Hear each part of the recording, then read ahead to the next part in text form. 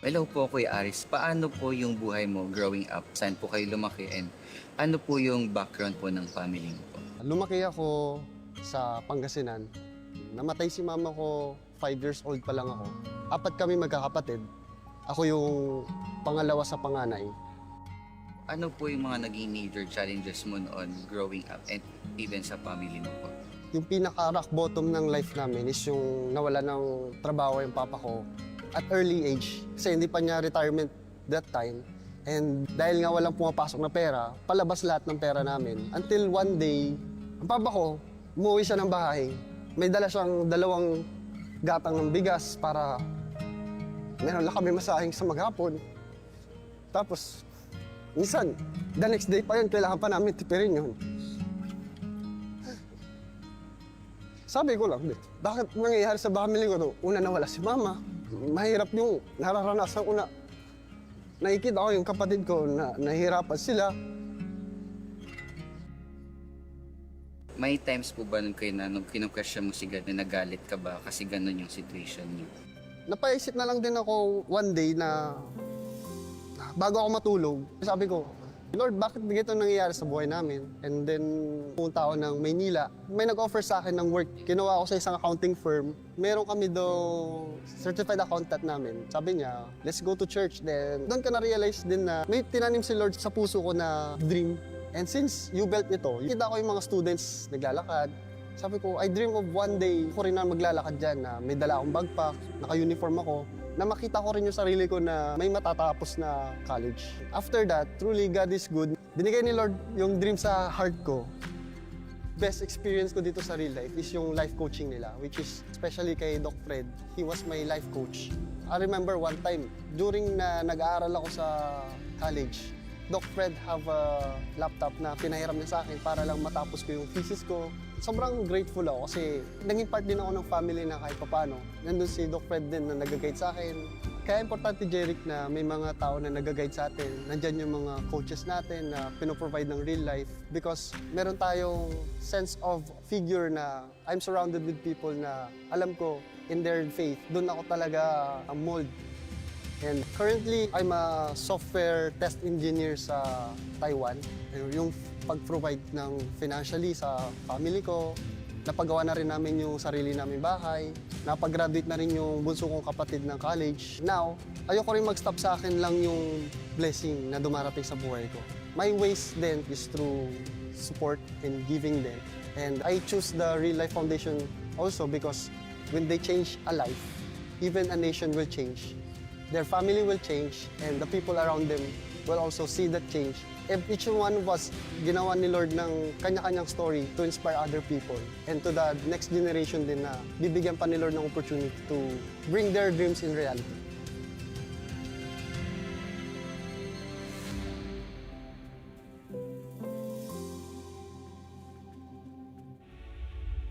All is dark.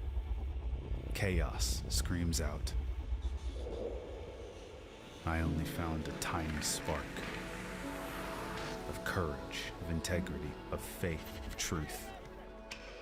Will this ever be enough? What if it fades and dies away? So we pass it on, a light, enduring, that others may experience grace and be made strong, lighting up the city, setting the captives free, not shying away and being a witness to his promises. With that tiny spark lies the future. Carry it with you. You'll never know how it may light up the world around you for his glory, starting today. Good morning, everyone. Good morning, church. Campus Sunday today, so dapat mas energetic ta. Good morning, church! Ayan. So, thank you for participating. Mukhang naka-breakfast tayo lahat. So, good morning. My name is Loriz. I am one of the campus missionaries here in church.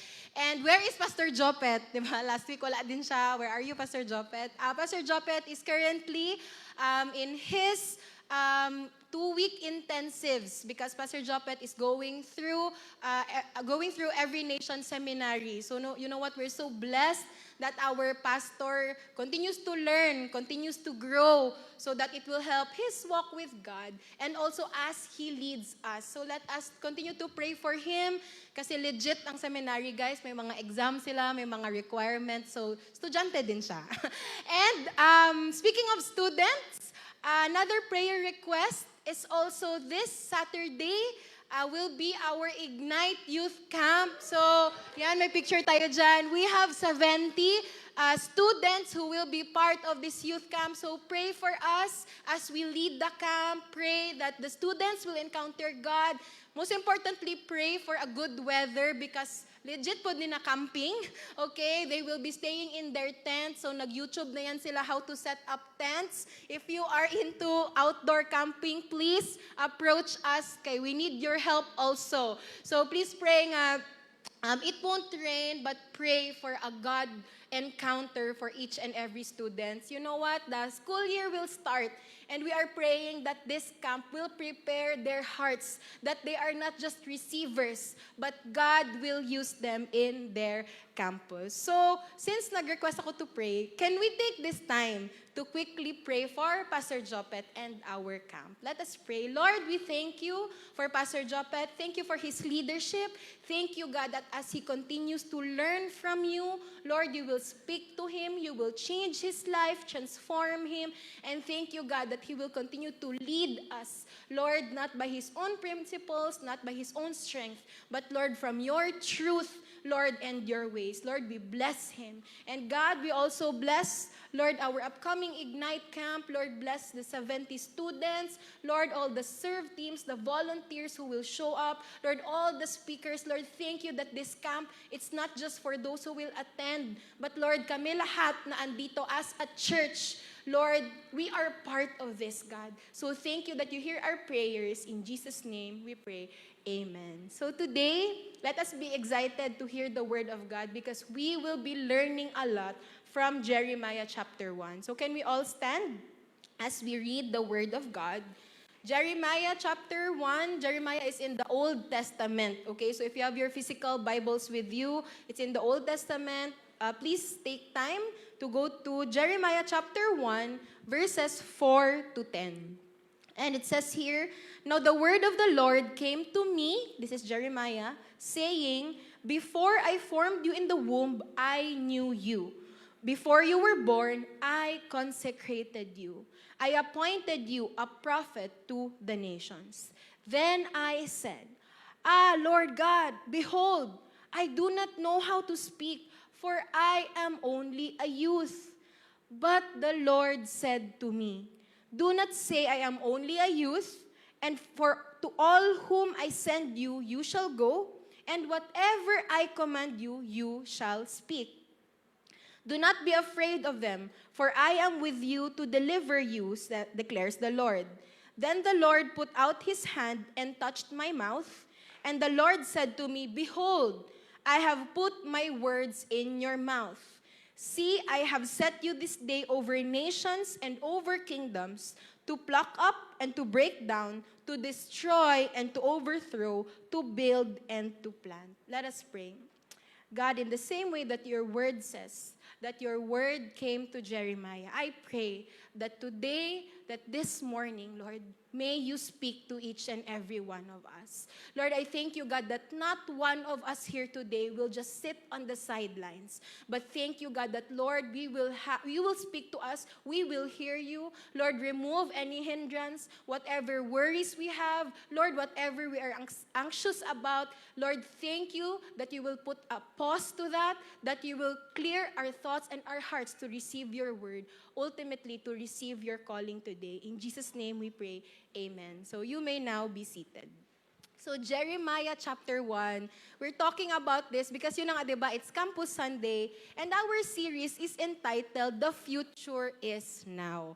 So, I don't know, no, how do you feel about yung mga latest tech ngayon? Ako, as a techie person, I appreciate it, I like it, and one of the latest technology that's really gamit na gamit siya ng mga students ngayon is yung tinatawag natin na AI or ang pinakasikat ngayon is yung ChatGPT. Okay? And I think dyan yung tension ngayon ng mga teachers. Parang yung mga essay ba ng mga students ngayon, are these generated by AI? Or ito, kaya mo ba talaga mag-isip ng ganito?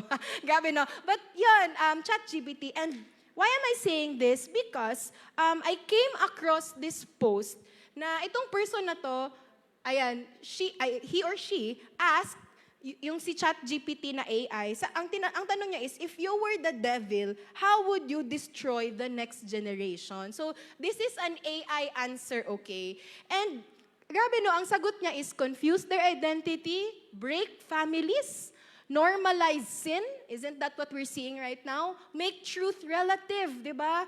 You do you, ikaw bahala. Addiction to entertainment, di ba? How many parents here, kaka-cellphone mo yan, every day na lang natin yan sinasabi. Attack their minds. I would plant anxiety, depression, corrupt education, create church wounds, destroy their leaders, and delay their calling. Grabe. This is an AI's answer. But as we read that, don't you see it happening lately? Diba? Isn't it, that's what we're seeing today. Okay? And it makes me wonder, is the world getting darker? Kaya murag 10 out of 10 yun si ChatGPT, no? Murag, hindi naman siguro siya yung devil, di ba? But 10 out of 10, parang, oh nga, no, we're seeing it happening. Is the world getting darker? And as I was studying the scripture, itong Jeremiah, I realized that even in the Bible, darkness and sin, a lifestyle of sin, ungodly living, it has always been there. In the Bible, darkness represents a state of spiritual ignorance, sin, separation from God, and moral decay. So sa Bible, ang contrast is that God is light, and sin is living in darkness. And you know what, yung Jeremiah is a prophet from Judah. Judah was also in a season of spiritual darkness. When the call of God came to Jeremiah to be a prophet, you know what, their season at that time was, they were living in a corrupt generation. They were living in darkness. And isn't it an encouragement for us today? Now, when moments and times that it is so dark because of sin, whether that's in our nation, in your lives, in your family, you know what? It is such a blessing to know, and there is hope to know, that God's word comes to us, even in times of darkness.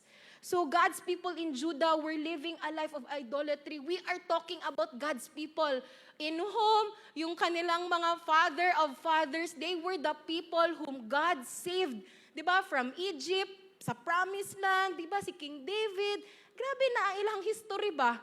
But you know what? Despite all the goodness of God, His faithfulness in the past, that was a season of spiritual decline. And what happened here is that living in sin was rampant in their culture. You know, remember diba, King David, ang anak niya is King Solomon. After King Solomon's reign, nahati yung kingdom. Okay, nagkaroon na ng Israel and Judah. So we have a picture there. Israel is the northern kingdom and Judah is the southern kingdom. And you know what? The thing is, yun yung sabi ko na ba, these are God's people, experience the faithfulness of God. But both turned away from God. Ang Israel, the northern kingdom, sila yung actually ang nauna na exile. Okay, nauna silang na-exile 136 years before Judah. The Assyrians conquered them, they took them captive. So, na-displace sila. And then 136 after, it was Judah, kung saan si Jeremiah, yun din yung nangyari sa kanila. So, it's also a reminder, no, na even if we see the consequence around us, dili day siya enough to change a human heart that longs to sin or that lives in sin. Kasi 'di ba, if you are a cheater, hindi naman ikaw yung unang nag-cheat. You have seen the many experiences of people who cheated, of people who were addicted to drugs and to porn. But that is not enough to stop us from doing it. Judah saw the consequence of what happened to the northern kingdom, Israel. Do wala man siguro sila yung Facebook ato, di ba? But I know, di ba nga, niabot jud do sa ilaha. And you know what? God sent prophets, God sent prophets to Israel, but God also sent prophets here in Judah, si Isaiah, si Micah, and ngayon, currently, sa ating timeline na pag-usapan natin ngayon, it is Jeremiah. But you know what? They eventually fell into the same sin and were also exiled. So grabe no, ang darkness sa heart ng tao na no amount of siguro lessons calling back, di ba? What's in the hearts and what is our hope? If you read Jeremiah's ministry, you know what? In the whole 52 chapters, Jeremiah is the longest, pinakadaghan nga chapters, okay? You know what? We'll see God's character, that He does not abandon His people in sin and hopelessness. If you are not a believer, and you read the Word of God, and you get to the point of Jeremiah, ni, oy, di ba, it's also negative, ang daming consequence. But you know what, if you are a believer, and you have a lens, and you know that God is a restorer and a redeemer, you know what, when you read the 52 chapters, you will see the heart of God, that He does not abandon us. God is still in the business of redeeming and restoring His people, even in the most broken and sinful situation. You know what? Again, this applies to nations. Diba? Suffering noon, sa naman ni? Diba? Ang gulo na. But you know what? It also applies to our families, to our lives when it is darkest, diba? The most dark season of our life. You know what? Ano yung ma-expect mo? You can expect that God will show up and God will move. So how can we live set-apart lives? If we are saying, na grabe si ChatGPT, 10 out of 10, this is indeed a dark world. How can we live a set-apart life in this dark world? Yan yung ating question ngayon. And you know what? I was recently asked. So there was this person who randomly approached me, and then he asked, siguro nakita niya na I have a 2-year-old daughter. Sabi niya, does it really matter if we raise our children, yung next generation, in godly ways? Sabi niya, does it matter ba? I mean, you see, di ba parang ang gulo na, di ba? Will it matter? Will it actually make a difference? Especially in the world that we live in today. And you know what? Without even thinking, my answer is yes. Because godly living isn't simply a good option. It is the only way to truly live. You know what? When you think about godly living, when you think about Christian living, hindi lang yan siya, ito yung piliin ko kasi okay to. But you know what? The Bible says that Jesus is the way, the truth, and the life. Living life apart from Him is not truly living at all. And siguro this is just my encouragement to the parents here. I remember when Leah was very young, alam nyo, ang aking Sunday service experience, I would just worship. I would hear Pastor Jopet say, good morning, welcome to Victory. And then I would go inside the breastfeeding room. And then by the time na, tapos na si Leah, nag-breastfeed and all, okay, church, you are sent. The Lord bless you. The Lord keep you.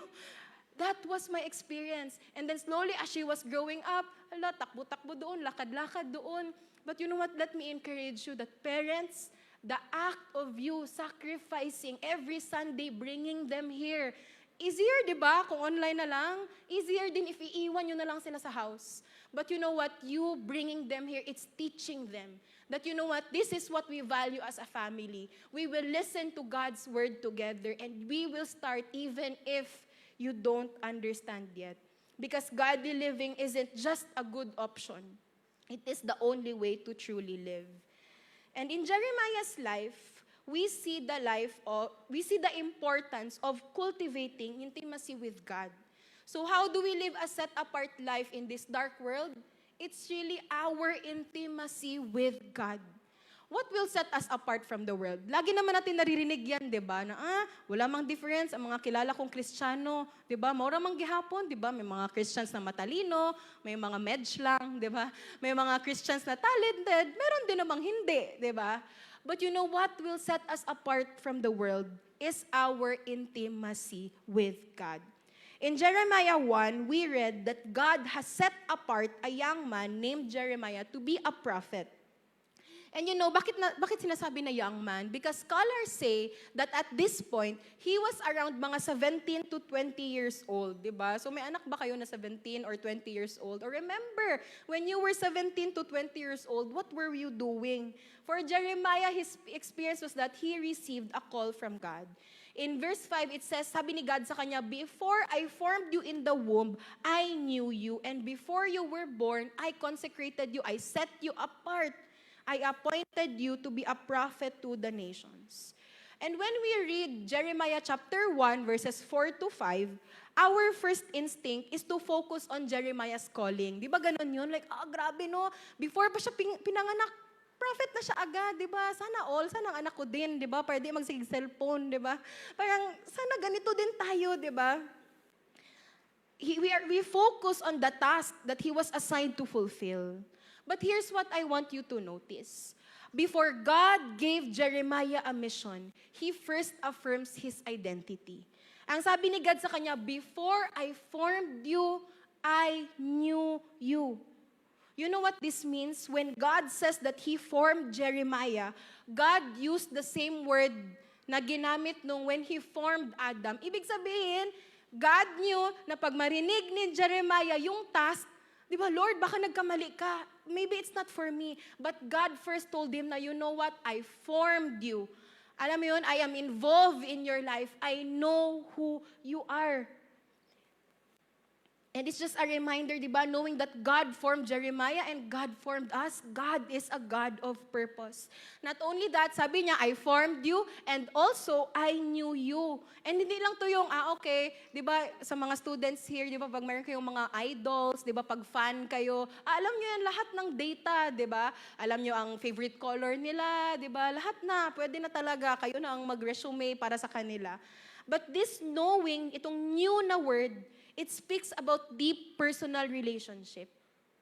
Being formed and known by God means that as God's people, we are not an accident and we are uniquely created for a purpose. So, knowing that truth, are we living purposeful lives? Kasi here's the thing, whenever we have Campus Sunday, whenever we talk about purpose, maybe for the older generation, you would think na, manakuha na, oy. Diba? Pag bata ka, you look for your purpose. Pag dako ni mo, kwarta-kwarta na lang ni. Diba? But you know what? From even before birth, at the end of our life, God did not put a limit kung hanggang kailan ka lang mag-live purposefully. Even up to old age. Diba? Walay retirement sa Christianity, guys. We are called to live purposefully. So God calls us to Himself.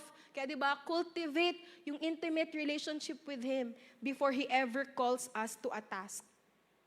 The Bible says that He is our Heavenly Father, that He is not a distant taskmaster. And talking about living purposefully, diba, we have a mission statement. Honor God, make disciples. If you are a student, come on, change the campus, change the world. And you know what, when we hear that, diba ka nang ma-excite ka ba, ma-pump up ka, wow, that's so amazing. But you know what? Mission statements, it can motivate. And guilt can temporarily steer us to action, di ba? Whenever makarinig ka ng ganitong preaching, "Oh Lord, use me." Di ba? Ang ganda ng worship kanina, "Lord, send me." So mag-guilty ka. So you will respond. But if it's just mission statements and guilt that will motivate you, that's temporary. Lasting obedience flows from the intimacy with God. And it is fueled by His grace, not our guilt. You know what? We don't need guilty Christians nga mag-move ra pag mag-guilty.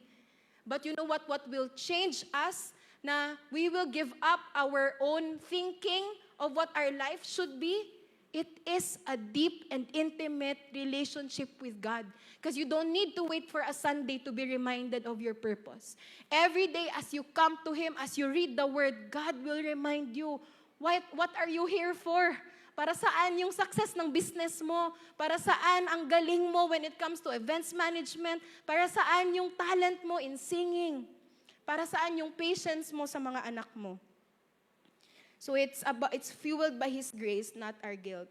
And when I was a new Christian, I think relatable to for all of us, my prayer was, "Lord, can you just tell me what to do?" Parang sana, Lord, may listahan na lang ba para mabilis, di ba? I will not waste your time, di ba? And para gets ko na agad.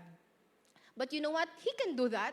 God can tell us clearly, visibly, and audibly what to do. But that's not the point. Seeking God means having the desire to cultivate an intimate relationship with Him. God can do that, but nga nung dili man, because it's the relationship that God is after. We cannot live godly lives if we do not truly know God. We cannot live for His glory if we cannot bear to remain in His presence. Grabe no, Lord, I glorify Your name. I want to live for Your glory. Pero grabe, 30 seconds pa lang sa worship. Unsa kaya akong kaunon sa lunch unya? Di ba? We cannot bear to remain in His presence. And yet, we want to live for His glory. We cannot walk in His purpose without first knowing His heart. You know what? It's not just, I love that Zif said kanina, di ba, about the Great Commission. And it's good that we all know what to do, di ba? We make disciples. But it's important to know the heart of God. So as we cultivate intimacy with God, let us be reminded that this passage is not about how amazing Jeremiah was. Na wow, kaya siya napili because Jeremiah is amazing. That's not why he was called or chosen. It is about the verse, the highlight of this verse, of this chapter, of this section, is about how amazing God is. That He is intentional, He takes initiative, He is personal. Alam niyo ba yun? Amazing no, na hindi nag-group message ni God yung call niya for Jeremiah. That He spoke to Jeremiah. And I hope for us, especially if you've been attending in church for the longest time, I hope na dili ta mag-settle with just, okay, I received that word. But you really pray, God, I want to hear you. I want to hear you clearly. And He can do that to us. It is humbling that God who knows us fully with all our sins, with all our kawalay klaro, but still He chose us for His purpose. So cultivate an intimate relationship with God. Next is to choose calling over comfort. Choose calling over comfort. How do we live a set-apart life in this dark world? Choose calling over comfort. Verse 6, anong response ni Jeremiah? It's the same with us. Lord, behold, I don't know how to speak, for I am only a youth. So we see here that Jeremiah responded in fear and gave excuses that he didn't know how to speak and that he is only a youth. And you know what? Tama naman. Di ba? Bata pa mang yun siya. And understandably, more than that, I believe Jeremiah would feel unfit for the task because he also knows what it means. If you were ordained to be a prophet, imagine, alam mo na, gubot na kaayo inyong nation, you are disobedient to God, you are starting to see the consequence, and yet tawagin ka ni God to be a prophet to your nation. For sure, ang naisip niya, oh no, this is a mission that is bound to fail. Lord, wag na lang ako, di ba? Lugi taan ni Lord, di ba? It's going to be difficult. And you know what? True enough. He faced rejection, opposition, and persecution. Not just a few times, but for the whole 40 years of his ministry. That's why living a set-apart life, it means choosing calling over comfort. Kasi kung ikaw, di ba, you are a practical person, if you hear that call from God, di man na practical, Lord, di naman na sila maminaw, next na lang. But at the end of the day, it's not about practicality, but our obedience to God. Calling over comfort. Dili man practical, why would you reach out to the students? Enjoy sana sila, sunod na lang. It's not practical to keep meeting them. They will not even listen. Di pa na mature ilang brain. But you know what? Obeying God, it's not about practicality. It's choosing calling over comfort. Choosing calling over comfort won't make sense to the world. But when we have a biblical worldview and a godly mindset, we choose to obey God's calling even when it costs our comfort and it will cost us convenience, diba? It's so inconvenient. Bakit? Because embracing the inconvenience, the discomfort, and sacrifice that comes with obeying God, it refines us and sanctifies us. Because if you want to live like the world, comfort talaga, di ba? We are comfort creatures. Even ako, I would want to be comfortable na lang all along. Lahat tayo dito. But you know what? As we embrace inconvenience, discomfort, and sacrifice in obedience to God, it teaches our hearts na, you know what? You are not for this world. Alam mo bakit mahirap? Kasi you're doing it for God. It teaches you, it builds your character, it builds your faith. Nasa simula, sobrang hirap, grabe kapuya, ani, oh, it's not worth it to bring my child. Diba? It's not worth it to have those awkward conversations. But as you keep on obeying, it builds your faith muscles. God wants to grow Christ-likeness in us, Christ-like character in us over comfort. And I saw this article na sabi doon, a parent's work ethic or at the same time yung relationship natin with God, it really shapes how kids see work as they grow up. And sabi doon sa article that the best gift that we can give is showing a strong work ethic. Bakit? Because work is a gift from God. So if the next generation sees us complaining day in and day out or just lounging around, na din ang effect sa ilaha. And it makes me wonder, kasi syempre as a campus missionary dealing with students, alam mo parang nasa in-between ka, older and the younger. The usual complaint, di ba, is resilience, di ba? Grabe, dali kayo mag-give up. Ano ba kayo nung panahon namin? Ganon, di ba? It makes me realize that resilience isn't just telling kids to toughen up. It's about living out God's calling over comfort. Ano ang ating narrative? Hoy, mag-ano ka, ayusin mo, galingan mo, kasi pag hindi, wala kang future. What does that, ano yung kanilang motivation? It's the fear of the future. But if you are a Christian, you are a believer, hindi naman fear yung mag-motivate sa atin, di ba? Sabi sa Bible, perfect love casts out fear. If dili ka maning kamot, dira, anong mangyari sa'yo? Di, jud ko, maghatag. Ayun, ganon natin na thinking. But you know what? God is showing us here that we are to raise up the next generation. And you know what? Even ourselves. That we are not motivated of the economy that will collapse someday. But I'm gonna do this excellently because it is God's calling for me. You know what? That is such a big shift in our mindset. Kasi you don't need to scare your children. You don't need to scare the next generation. But we have to show them, let's be faithful. Kasi calling to ni God. Let's choose calling over comfort. Because fear can only motivate. What happens next? Ma-depress ka. Kasi sabi ng mama ko, I was already cursed by my parents that if I don't do this, I will fail. But if you remind them that that we, pati tayo, we are doing this because we have a purpose, because we have a calling. Grabe ang hope. Diba? Grabe ang hope. Grabe ka nang mag-effort jud ka. Naggabi, God, no, this is a calling. This is a purpose from you. I'm gonna do it even if it's outside of my comfort zone. That's why even if my daughter is only 2 years old, nung nabasa ko yun and I had that realization, parang, oh nga, God, no, Lord, help me. Na as young as she is, I hope that she will see that I am choosing calling over comfort in my relationships, in my work, and in every area of my life. Imagine, di ba, if we raise up the next generation in homes where obeying God is the norm and not the exception. I hope, alam nyo, walang ibang gagawa niyan kundi ang church. Raising up the next generation in homes where obeying God is the norm. I'm gonna obey God kasi yun yung pinakita ng family ko sa akin eh. Yun yung normal for my mom, yun yung normal for my dad, for my ate, for my kuya. And yun na din yung normal sa akin. Sin is not normalized in my life because sin is not normal in our homes. We need God's grace. So, nag-excuse si Jeremiah. And then God responded to Jeremiah's fear and excuses by replacing him and rejecting him. Hindi oy. Di ba? Katakot naman yun, di ba? God did not respond with rejection. Verse 7, it says here, "But the Lord said to me, do not say, I'm only a youth. Do not be afraid of them." And in verse 18 to 19, so continuous gapon nga conversation nila ni Jeremiah. Sabi ni God sa kanya, "For see today, I have made you strong. They will fight you, but they will fail."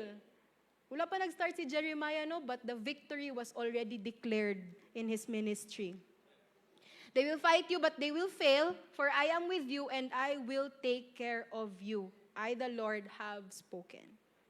God responded by imparting courage. Okay, dili fear ang gi-impart ni God na tarunga jud ni ha. God imparted courage. He freed Jeremiah from the fear of man. Di ba sabi niya, whatever I command you shall speak, do not be afraid of them, I will deliver you.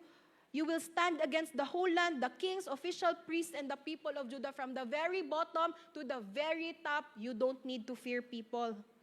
and God assured him of His presence.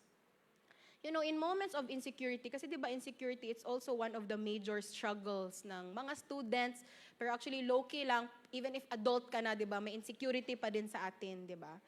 In moments of insecurity, we think that we just need to build the self-esteem.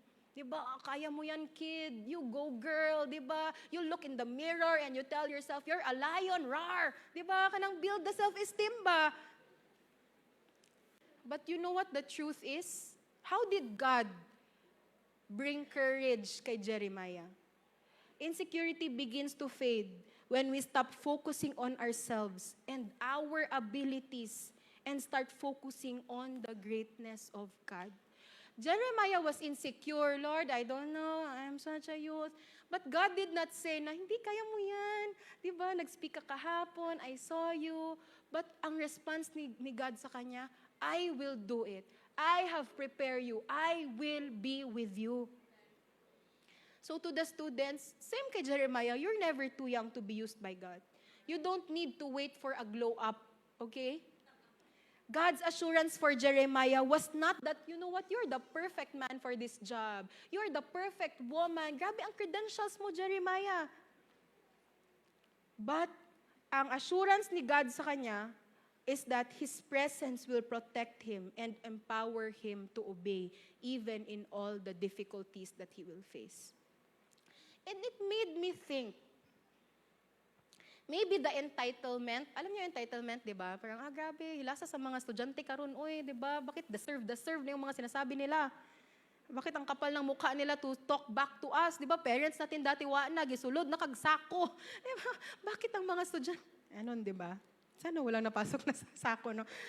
But it makes me think na maybe the entitlement that we see in the next generation is also partly because we raised them to trust more in themselves than to put their confidence in the Lord. Of course, saan nanggaling ang pride na yan? Kasi di ba, magaling ka. Di ba, look in yourself, look inward. But we forget to direct them na, you know what, look to the Lord. Medyo na ito ni kaya on our own. But look to the Lord. As we build up our children, of course, ako no, grabe, I make intentional effort to affirm my child.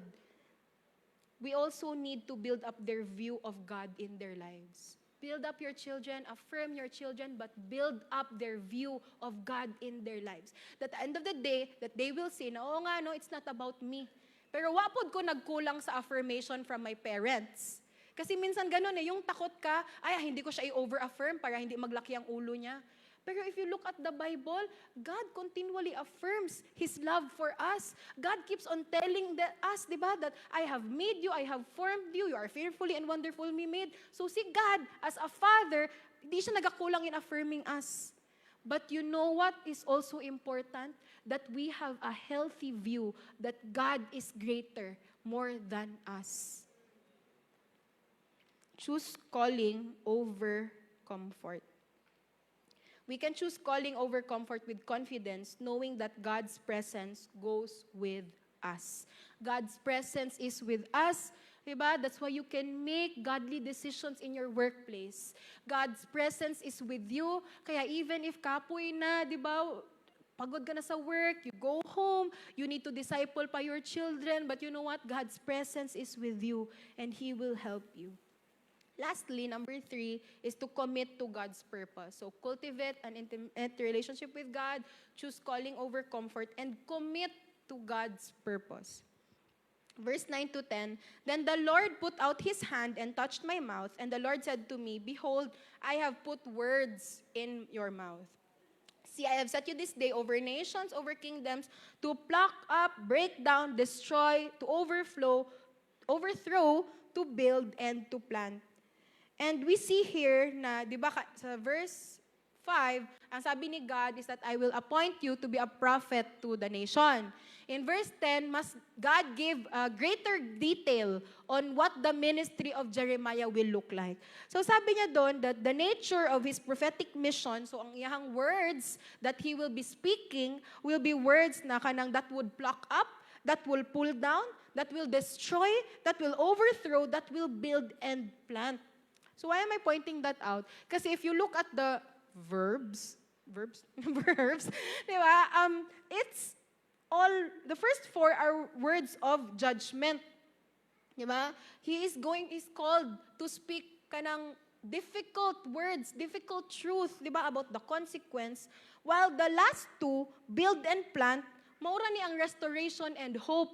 Di ba? So, if I were Jeremiah, hala Lord, pwede yung build and plant lang. Di ba? Parang, ang hirap, pwede iba lang, and then ako lang ang magsalo sa build and plant ba? Ito lang muna siya, yung seatmate ko na lang yung sa 4 difficult verbs, or yung mahirap na part, but sa easier part, ito lang yung aking gusto, God, di ba? I want yung Jeremiah 29:11 lang, di ba? We know that. May andyan ating favorite verse, Jeremiah 29:11, Lord, gusto ko yung, for I know the plans I have for you, plans to prosper you and not to harm you. Pero yung mga about calling people to repent, di ko ana, Lord. Di ba? Lord, don't call me, I'll call you. Di ba? I'll call you when I'm ready. I'll just, can you give me the list and then pilion ra nako. Di ba ganyan man ngayon? Don't work if it's beyond your job description. Ay, dili ko ani, Lord. Lahi lang, find someone else. I'll obey you, but depende sa kong boundaries, depende sa kong terms. So, sino ang Lord? Tayo. Kasi tayo ang nag-set ng terms. Let's look at, di ba, commit to God's purpose. Let's look at the grace that fueled Jeremiah's unwavering commitment to God's purpose. Jeremiah was the rejected prophet. So, there I prepared verses there, Jeremiah 7, Jeremiah 13. Grabe, ang rejection that Jeremiah experienced. His hometown rejected him. Ano ba yung sinasabi mo? Di ba, kung good si God, why are you talking about negative words? Dapat happy-happy lang ta diri. Di ba? Yung wallpaper, dapat yung nice lang na mga verses, wag na yung reminder that sin is sin, ganun. So he was a rejected prophet. He was also a mistreated prophet. Imagine, you just obeyed God and you experienced difficulties. Diba? Committing to God's purpose, ibig sabihin, even if I will experience difficulties for obeying God, I will commit to the calling of God. And he was also called the weeping prophet. Jeremiah is often called the weeping prophet, not out of weakness, but from a broken heart, aligned with God's sorrow over sin. His emotional anguish is evident throughout his book, and especially in Lamentations, which scholars say he also wrote. Jeremiah did not just speak God's message. My point here is that he let God's purpose burden his heart. Dili ni trabaho lang for Jeremiah. Hindi rin to pang requirement lang. We see that there is no such thing as a half-hearted commitment to God, and we cannot be a part-time Christian. The more we know God, the more our hearts align with His will, and the more that we begin to reflect His heart.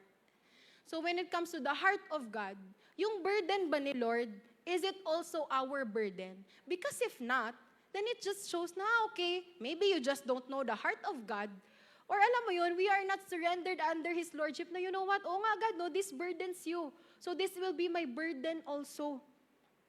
Victory as a church, God gave us a burden to reach the next generation. When Victory started in 1984, we went to campuses, planted churches near campuses, because we want to disciple students for Christ. And even hanggang ngayon, when we go to missions, when we plant new churches in different cities, mura gihapon, we look, saan ba ang mga campuses dito? We are going to plant a church where the students are.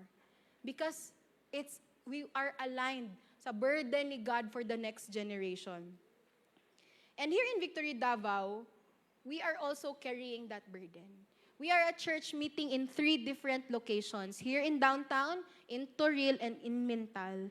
And you know what? From the last school year, we have 111 victory groups meeting with students. Diba? That's so powerful. 100 leaders who meet with students every week. And we have 21 campuses na we are connected with, na we go to, and we preach the gospel to those campuses. And we're so grateful that it's not only the pastors, it's not only the staff, and even kami, campus missionaries, who do all this, di ba? Imagine, may mga anak din kami. Siguro masuko na mong mga anak o mong mga asawa, di ba? Wanay uli-uli. But you know what? We're so grateful that the burden is not just for the pastors, but as a church, tayong lahat, we are carrying it.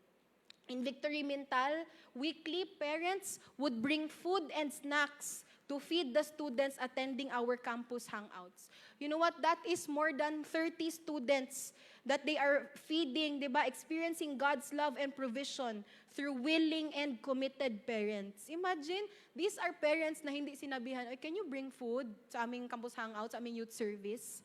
But you know what? They showed up. And imagine if you are a student and you have a neglectful parent. And you see other parents come and so supportive of their children. What does that communicate? Grabe si God, no? I want to be a parent like that someday. Second thing is we are blessed with the involvement also of Victory to Real in our series of recollections, retreat, and partnership with UM, Holy Child, Davao Christian, and PWC. No matter the time, no matter the need, they would do it for the next generation. You know what? I think April and May, every Saturday night, we had a recollection for PWC graduating students. Ang oras pa yun is 7 p.m. But you know what? Victory to Real volunteers were there. They showed up to align the graduating students to God. And here in downtown, we have seen an increase of involvement from those who work online. And one of my example is si Kring. Ayan, si Kring na at the back. Okay, si Kring, she goes with me in UM to meet students after work. Grabe, no? Yun palang isang joy ngayon na yung mga online work, no? Na graveyard shift. So, pagka morning, you can help actually meet with students. So, Kring, she helps us. And si MJ, who also serves with us every Fridays at the youth service, and she also helps in discipling the students. And it's not just yung mga online people, but even we have Sir Alex, who is a teacher in Ateneo. You know what? He helped us to book a room. He helped us to really bring his students so that we can meet them and disciple them. And siya mismo, involved siya in doing that. And we have Daniel, who after work, diretso day na siya diri, and even my sister Zendi na since high school pa siya has been my partner in doing campus ministry. And lastly, another way is also to partner with a campus missionary. There are those who couldn't go because of their schedule, but you know what? They obey God in supporting the campus ministry by faithful monthly financial support. And we are so grateful for them. So really, thank you for all our ministry partners for making it happen. And there are more stories, but you know, over time na, di ba? Pero you know what? It's so amazing that God is doing a great work in the lives of the student and of the next generation. To see the campus change, eventually the world change, di ba? Yun yung prayer natin, that the next generation will honor God, will make disciples. But you know what? There is more that needs to be done.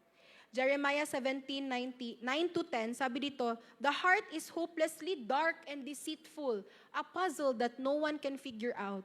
But I, God, search the heart and examine the mind.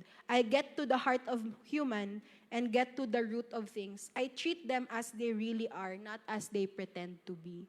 So ito yung kanina, di ba? We live in a dark world. Nga naman na, di ba? What can we do? You know what? The Word of God says that only God can transform a dark heart. The pattern of sin is in every human heart that no amount of goal setting and New Year's resolution can revive a dead heart. Last week, I had a conversation with a student na sabi niya, she is into self-improvement. Alam niyo yung mga ganon, yung you watch all the YouTube videos, you read all the books, Atomic Habits and all. And na-watch niya na talaga yan lahat ng mga self-improvement. And that's good. There's nothing wrong with that. But the Bible reminds us that our hearts don't need just an improvement, but for it to be turned from a heart of stone to a heart of flesh.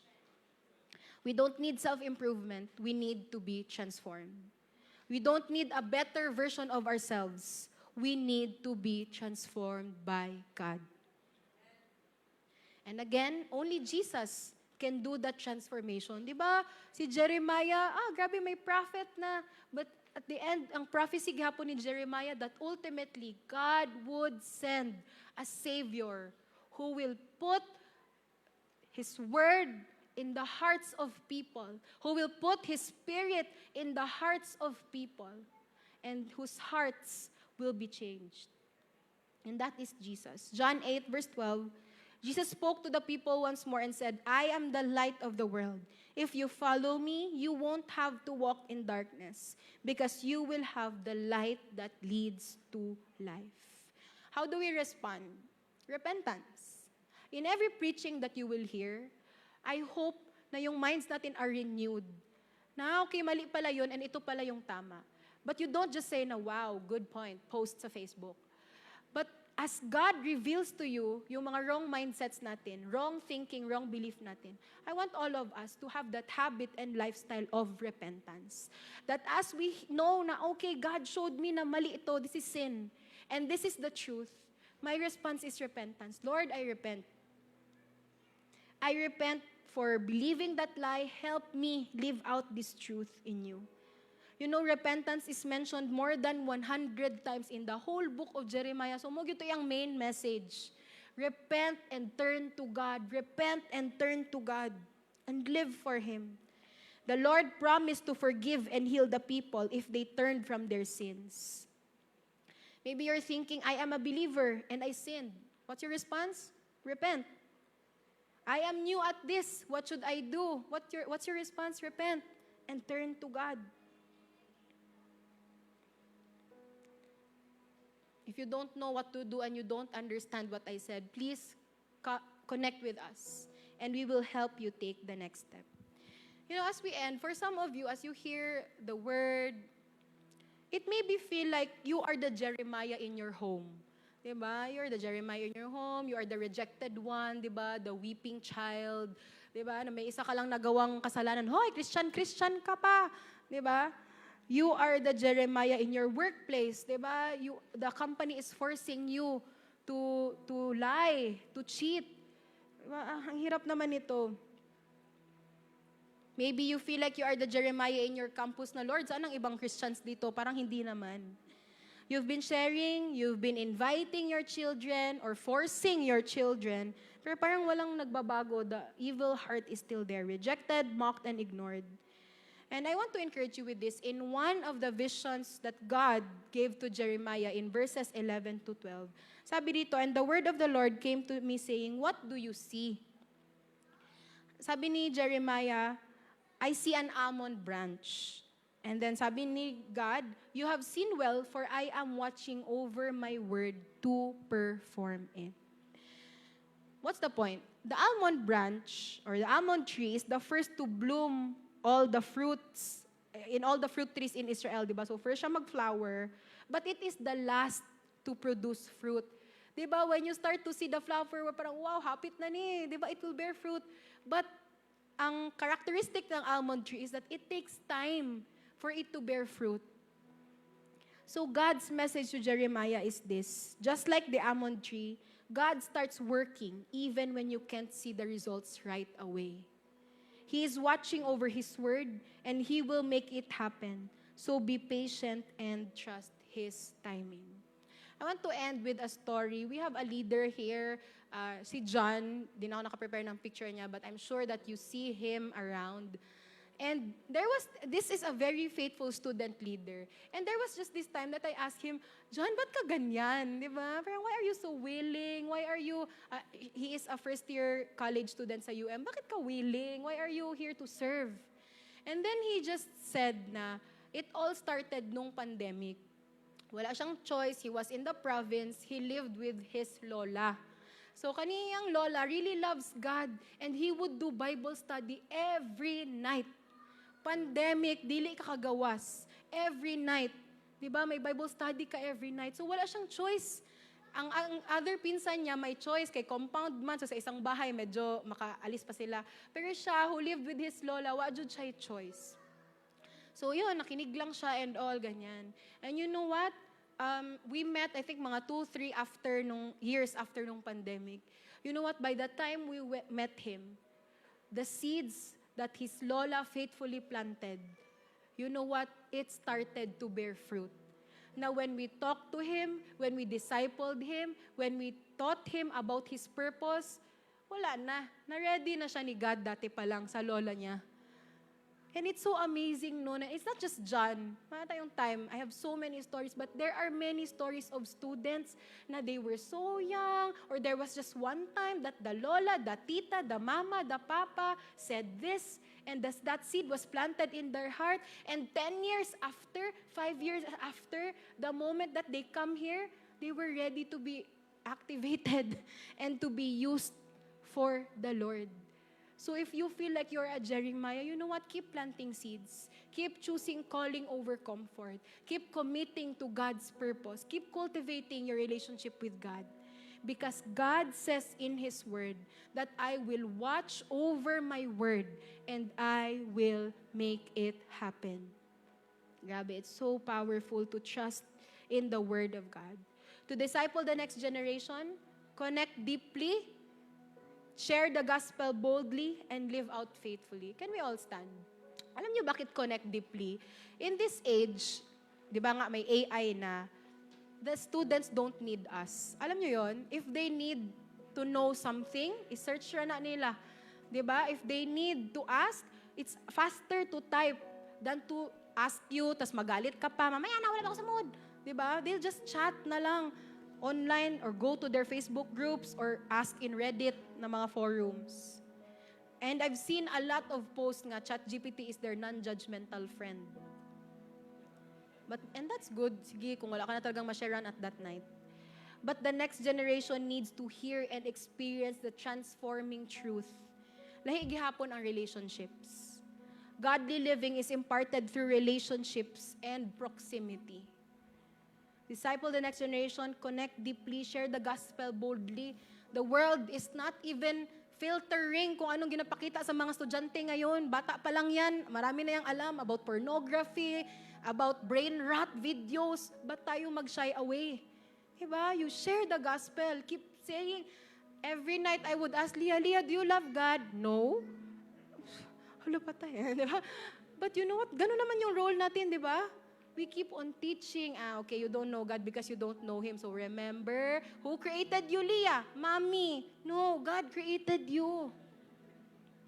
So you share the gospel boldly and live it out faithfully. You know what? One of my, the usual concerns, no? Kaya nga mga parents, good na, oy, anak, you serve God, di ba? Kaya mo yan. Ako, dito lang ako. I'll just provide for you. But ikaw, mag-serve ka kay God, mag-serve ka kay God. But you know what this implants in the children? Why are you inviting me to follow a God that you're not following yourself? They need to see it in us first. What makes, alam mo yun, parang ba't naman i-follow? Ikaw nga hindi, di ba?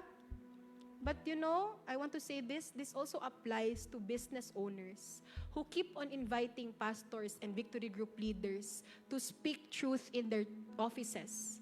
But your policies, your ugali as a business owner, di ba? Parang ganun pa rin.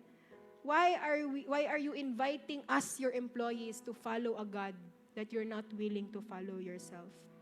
You respond first. Live it out boldly. Let us pray. Lord, there's just so many truths that you have imparted to us today. It's so overwhelming. We don't know where to start. But thank you that for all of us here today, speak to us, remind us, direct us, that we will start with you. Lord, that we will want to cultivate an intimate relationship with you. Lord, we want that lifestyle of repentance na whenever you bring up something, God, may our response be, Lord, you're right, I'm wrong, culture is wrong, and I choose today to repent. I'm sorry for the wrong mindsets. Lord, we're here today and we're sorry for the wounds that we have inflicted to the people around us. Lord, we thank you, God, that today we want to be a living sacrifice, holy and acceptable to you and to you alone. Lord, thank you that this is not a guilt trip sermon, But Lord, what you're doing is you're planting your truth in our hearts because God, this is the only way to truly live. The only way to truly live is lives surrendered to you, lives surrendered to your purpose. And God, as we choose calling over comfort, God, we're so sorry for living selfish lives. We're so sorry for just looking at ourselves, for just looking at what we could do to accumulate. But thank you, Jesus, that you showed us a life, that you gave your life for us. And indeed, it is only by denying ourselves that we can truly follow you. And Lord, today, we also repent for not being committed to your purpose. Lord, that we are 1 feet in church, 1 feet in your mission, but also the other half of us, it's living in ungodly ways. God, we repent today. Make us whole. Make us whole. Make us men and women of integrity. Lord, that wherever we are, whatever we do, we don't need to pretend because, God, we are letting you transform every area of our lives, our hearts, our thoughts, Lord, our living. And God, we just want to respond in worship to you. Lord, to truly worship you in spirit and in truth. You said in your word that in the last days, you will pour out your spirit in your sons and your daughters. And Lord, we want to see that happen. Open our spiritual eyes to see that you are moving, that you are at work, that you are calling each and every one of us. God, what a powerful vision it is that all of us here, we are living your purpose, your calling in our own way. Lord, help us die to ourselves. Lord, you have commissioned our souls. Lord, you have formed us, you knew us, you created us. Lord, help us live out for your calling. Let's all worship God.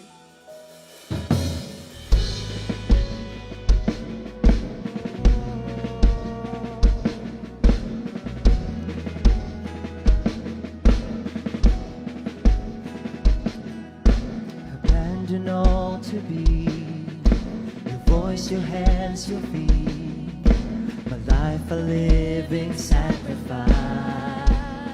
Oh Spirit, Spirit empower me to set the captives free. My life is an offering. With all our lives we now stand.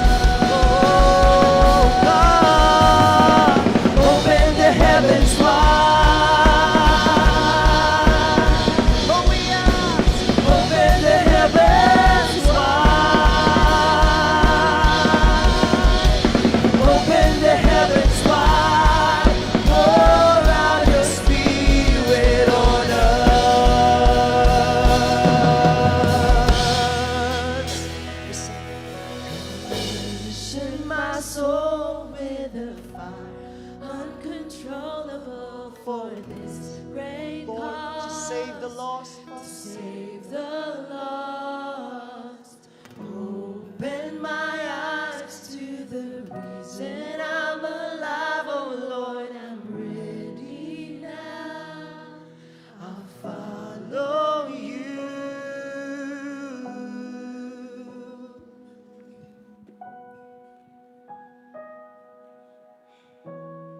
Thank you, God, that you have created us for a purpose, and by your grace that we can live out your calling. If you are a child of God, the Bible says that before you were born, God formed you, God knew you, and you are appointed to be a prophet to the nation. Meaning whoever you are, wherever you are, God has appointed you to speak out of His goodness, of His grace, of His power, and of His might. But you know what? You cannot do that if you do not know God.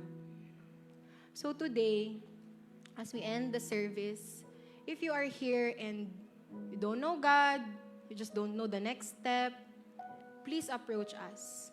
You can approach Ziff, you can approach JR, also a campus missionary, approach our leaders, our experienced team. And we want you to take the next step. Because again, we just don't want to give heart-tugging sermons every Sunday. But the purpose of the Word of God is so that we, not just you, but we will know the truth, repent from the lies, but you know what? To also live out this new life of faith. So we want to help you. The purpose of the church is so that we can help you know God and obey His calling for your life. Can we all just raise our hands? Number 6, 24 to 26. The Lord bless you and keep you. The Lord make His face to shine upon you and be gracious to you. The Lord lift up His countenance upon you and give you peace. Lord, we receive this blessing. Lord, we thank you that you will continually speak to us clearly. Lord, may we not be led by our emotions. Lord, thank you for the passion that you have planted in our hearts today. But Lord, clear our minds. Clear our minds. Speak to us. Dili lang ang emotions namo today, but speak to us clearly. Lord, bless each one and keep us in you. Keep us in you despite of all the trials, the temptations. Lord, we want to be in your presence. In Jesus' mighty name we pray. Amen and amen.